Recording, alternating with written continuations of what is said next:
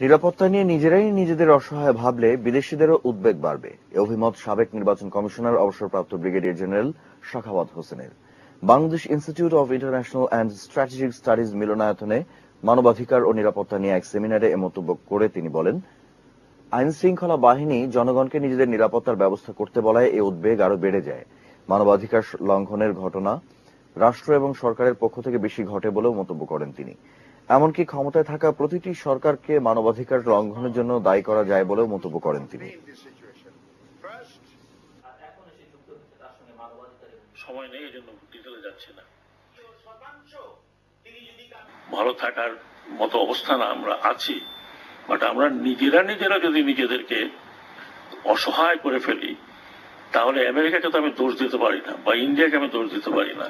They will definitely interfere because it affects them. আমাদের এখানে কোনো সমস্যা হলে the first country would react is India, obviously, whether I like it or not.